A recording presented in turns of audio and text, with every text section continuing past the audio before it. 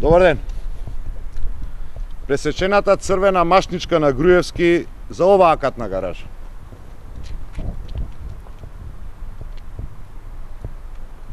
Иако тешка неверојатни 5,5 милиони евра, мора да оди на преврска. Лифтовите се тресат, возилата и луѓето не се безбедни.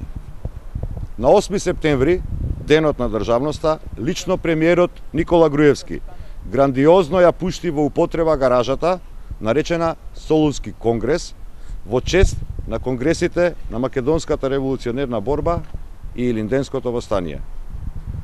Гаражата Солунски конгрес издржа месец и пол и пред 2 дена е затворена.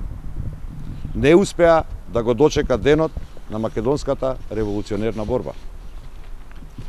Каде се денеска Груевски и неговите придружници да им објаснат на граѓаните? Како е можно во нова гаража за која се дадени 5,5 милиони евра народни пари, лифтовите да вибрираат, а на столбовите да им требаат стабилизатори? Нели лично Груевски гарантираше безбедност во сообраќајот? Нели директорот за стопанисување со стамбени деловен простор Цветко Грозданов рече дека паркингот гарантира 100% сигурност на возилата? Гаражата ќе биде затворена во следниве 10 дена да се појача, ама објектот е нели направен најквалитетно, што ги надминува објектите од ваков вид во југоисточна Европа.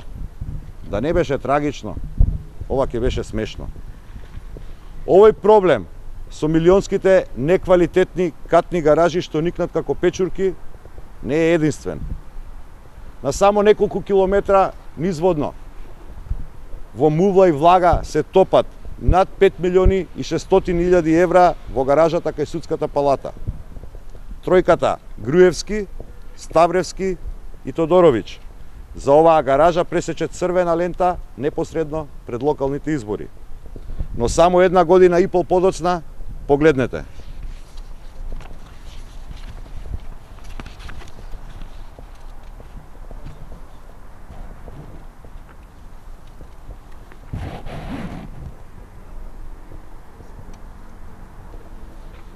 Плафонот прокиснува, ѕидовите се распаѓаат, инсталацијата е меѓу влага, вода протекува од сите страни, мувла го рони објектот. Ние граѓаните за овие објекти тројно плаќаме. За подигнатите кредити во милиони евра, за огромните камати на кредитите и за скапиот паркинг простор. Ова е вистинското лице на патриотската власт на Груевски и ВМРО ДПМН.